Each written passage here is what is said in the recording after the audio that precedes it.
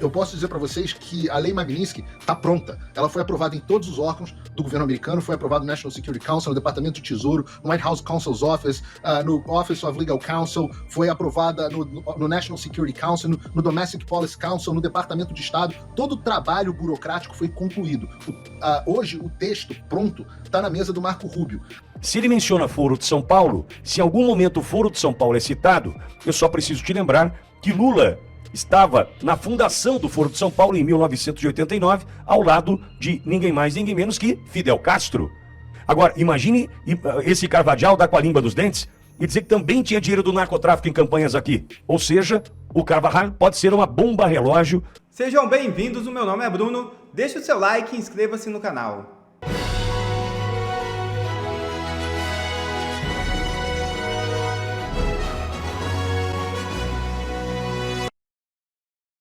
Paulo Figueiredo é convocado a depor no Congresso dos Estados Unidos. Jornalista disse que irá falar sobre ações de Alexandre de Moraes.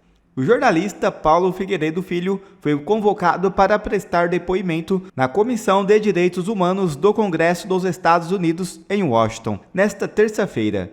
De acordo com Figueiredo, o tema será a repressão transnacional de Alexandre de Moraes, a perseguição sistemática de brasileiros em solo americano através de ordens judiciais extraterritoriais.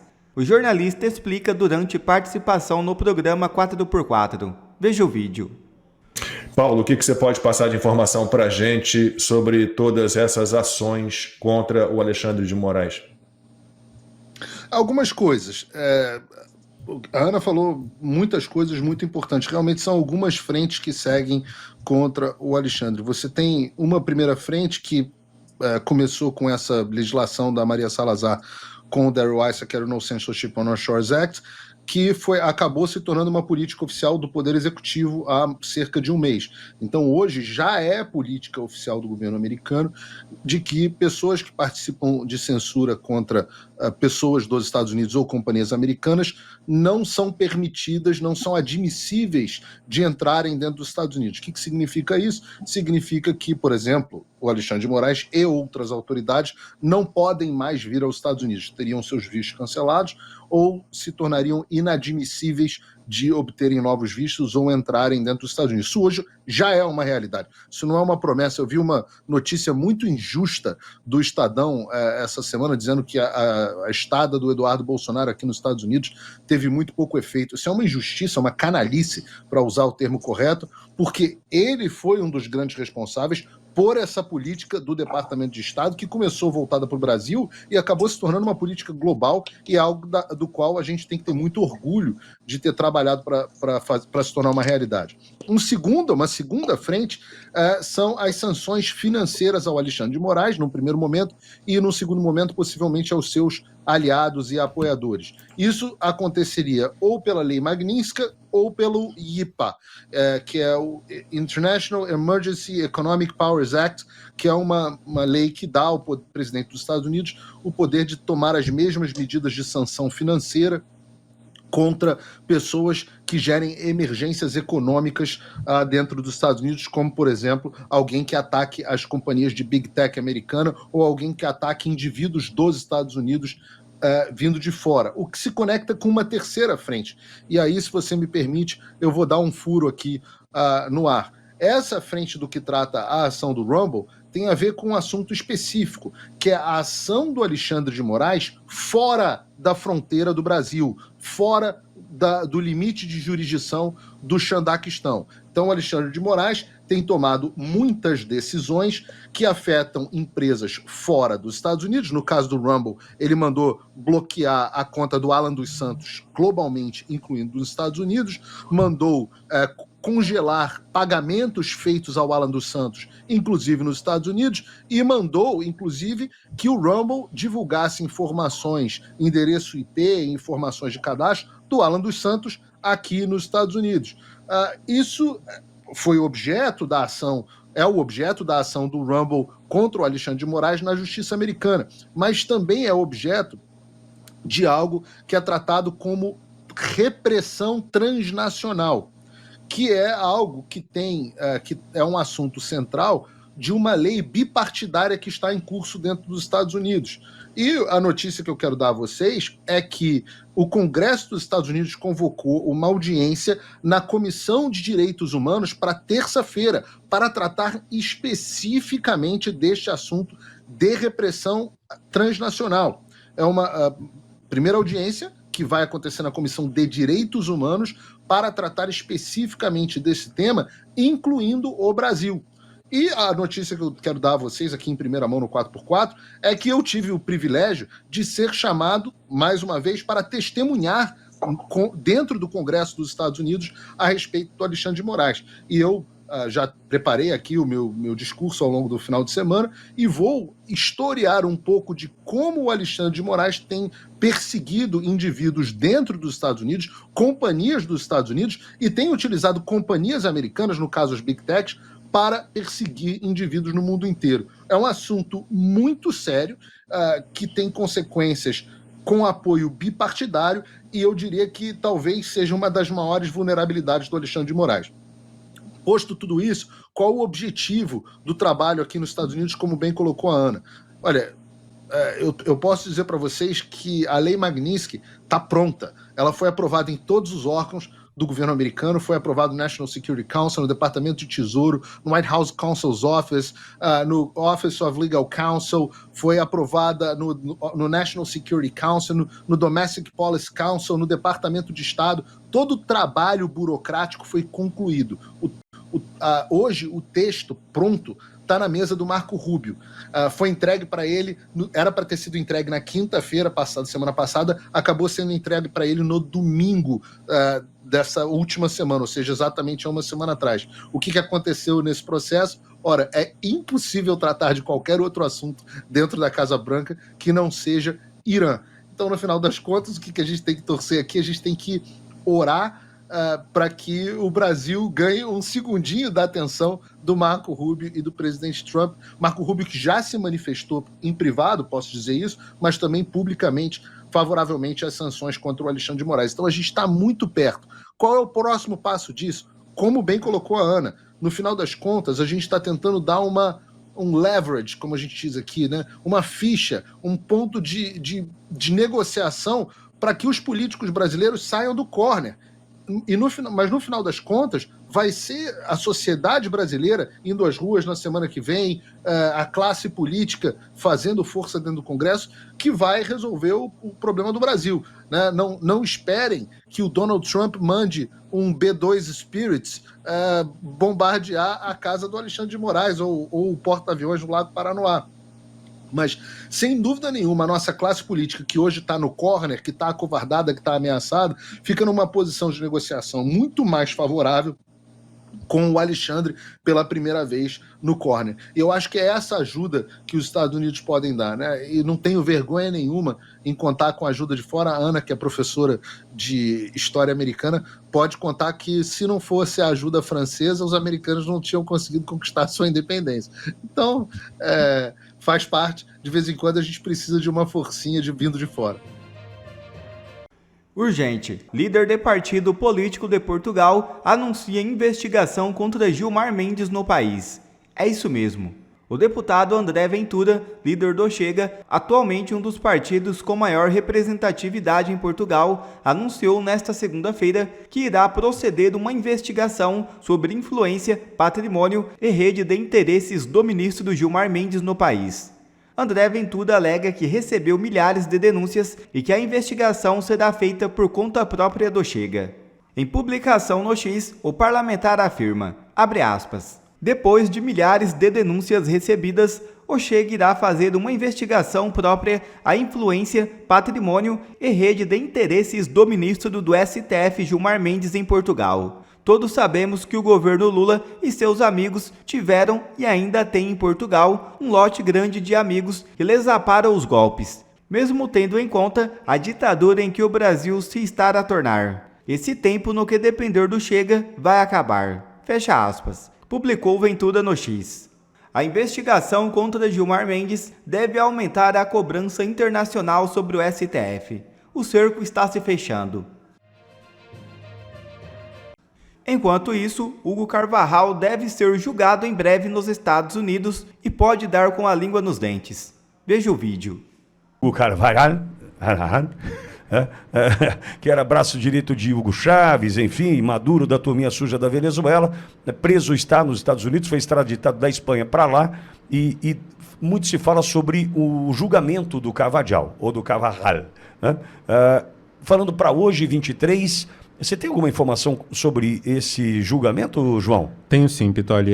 Na imprensa, quando a gente procura aqui nas redes sociais, a gente não encontra nada da imprensa tradicional falando a respeito disso. A imprensa internacional também não está tratando do tema. O que eu encontrei aqui nas redes sociais foi muita especulação.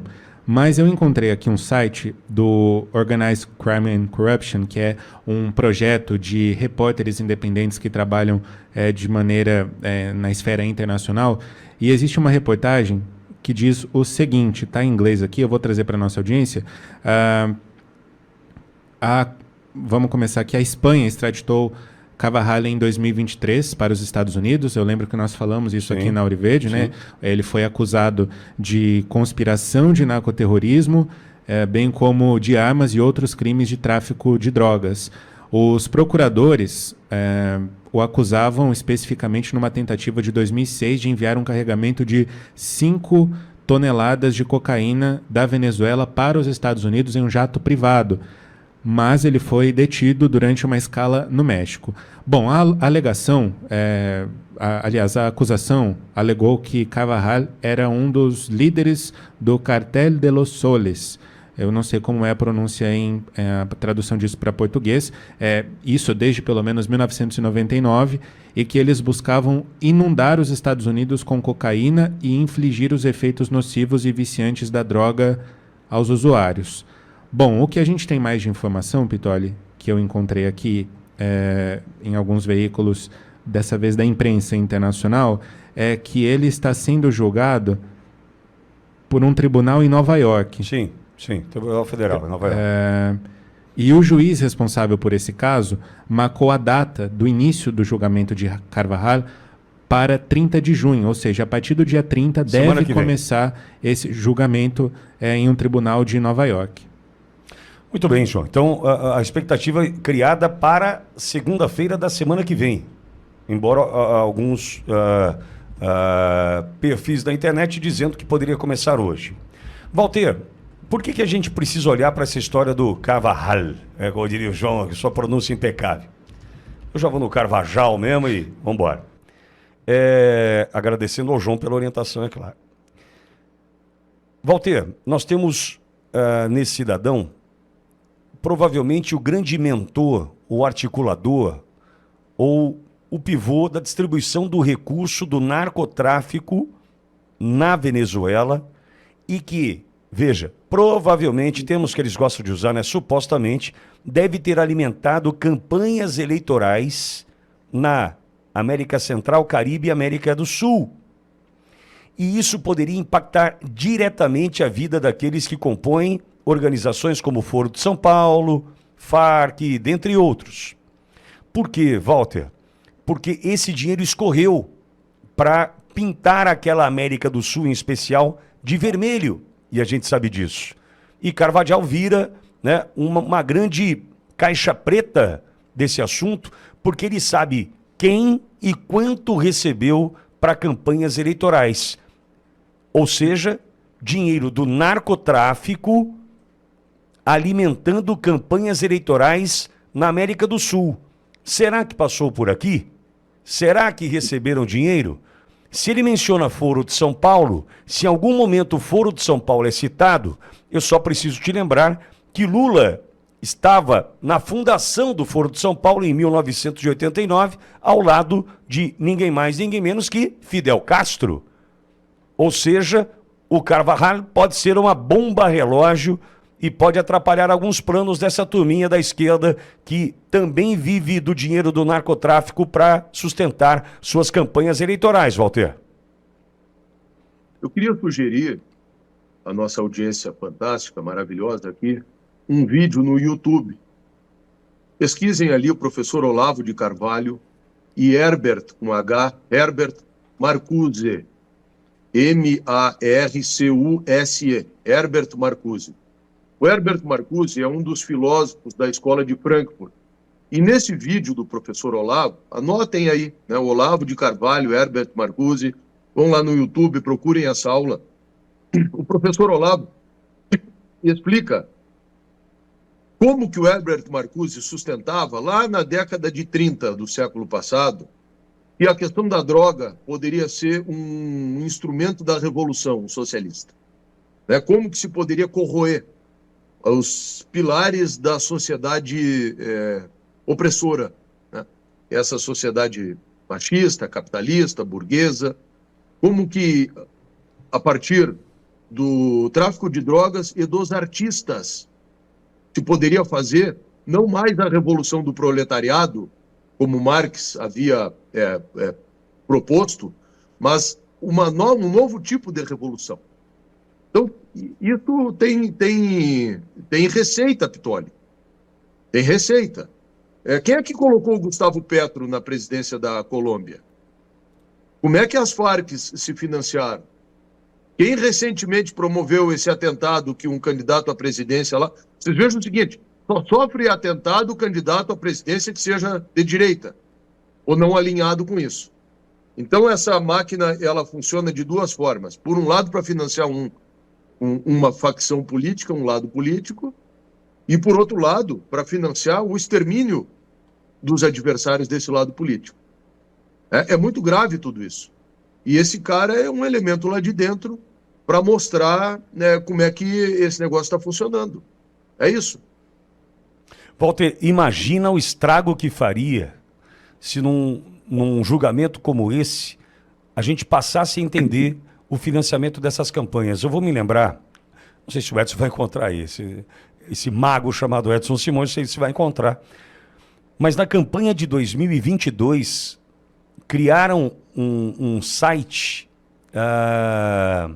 13 motivos para voltar com meu ex. Né? 13, PT, é claro. Ex era o ex-presidente Lula. E aí, Walter, nós contamos daquele momento, aqui na Auriverde, então Jovem Pan News Bauru, nós contamos que o CNPJ que bancava esses anúncios no Google AdSense, no Google Ads, ou seja, é gravíssimo o que nós estamos tratando aqui, porque é proibido financiamento com recursos internacionais de campanha eleitoral no Brasil. É proibido.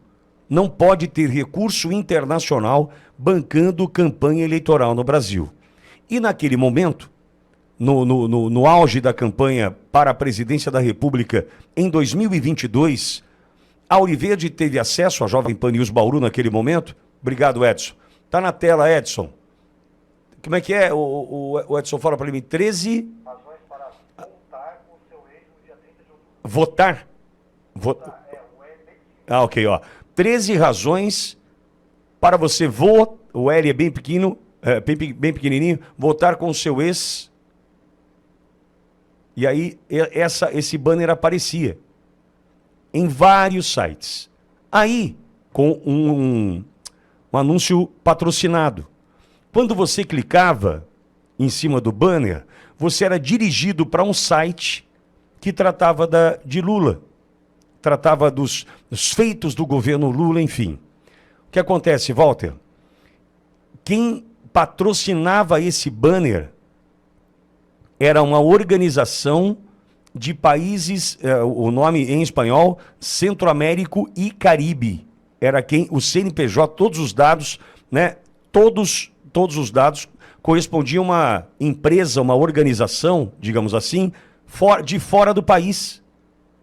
Nós fizemos a denúncia naquele momento, os advogados do PL naquele momento, para mim acho que dormiram no ponto, enfim, mas eu me lembro perfeitamente da Carla Zambelli, ela ouviu aqui no meu trabalho essa denúncia, me procurou e disse que os advogados do PL me procurariam para a gente tratar desse tema. Fiz diversas reuniões, né, uma delas bastante longa, porque eu tinha naquele momento todos os dados desse que bancava esse banner que levava para um site, né, com tudo para a eleição de 2022, tudo para o Lula, entretanto dinheiro internacional. Walter, não deu nada, não avançamos, só que tá provas a gente tem de que dinheiro internacional estava patrocinando a campanha do Lula e nada aconteceu. Veja, isso descaradamente, hein? E o Sleeping Giants. O Sleeping Giants. Agora, imagine esse Carvajal dar com a língua dos dentes e dizer que também tinha dinheiro do narcotráfico em campanhas aqui. Porque eu acho que esse cara também tem uma história de um avião que foi cheio de dinheiro para a Argentina. Não teve? Que foram eles que levaram dentro de um jatinho recursos para a campanha? Sim, sim. Então, eles estavam... há uma engrenagem internacional que funciona da seguinte forma. Existem mecanismos que são aparelhos de um sistema. ONGs, sindicatos, grupos de jornalistas, coletivos, tudo isso, onde hoje se inclui, inclusive, esses organismos internacionais como a ONU, a serviço de uma causa, de um propósito. Vocês vejam que isso está articulado internacionalmente, né? Não é à toa que alguém que não está alinhado com isso vai fazer uma palestra ou vai em algum outro lugar aí e imediatamente existem essas mobilizações que estão por dentro das universidades, que se apresentam, que têm braços jurídicos para entrar com representações, para perseguir. Eu mesmo sou vítima disso, estou com os meus direitos políticos cassados numa articulação com essa mesma tecnologia, né? Esse mesmo modus operandi. É assim que eles funcionam, Pitoli. Às vezes é uma ONG, às vezes é um sindicato, faz uma representação, encontra um companheiro lá dentro do aparato judiciário do Brasil ou de qualquer outro lugar. Aí esse cara finge que está representando algum interesse público ou alguma legalidade para estar a serviço exatamente desse propósito e por trás de tudo isso um sistema de financiamento. Vocês vejam que, por exemplo, isso que tu está falando contrasta durante a eleição com algo que aconteceu aqui. Eu estou vendo muita gente aqui do Rio Grande do Sul e do Brasil todo, pessoal participando aqui de Barracão, de Caxias, de Carazinho. Aqui em Porto Alegre, na entrada do túnel da Conceição, um movimento da sociedade civil colocou um outdoor, um desses painéis na fachada na empena cega de um edifício, colocando ali o que o Lula era e o PT eram a favor e o que a direita brasileira, naquele momento representado pela candidatura do Bolsonaro, defendiam e eram a favor. Então falava ali que o Lula tinha relação com ditaduras, que o PT era a favor do aborto. A Justiça Eleitoral mandou tirar, e certamente a punir.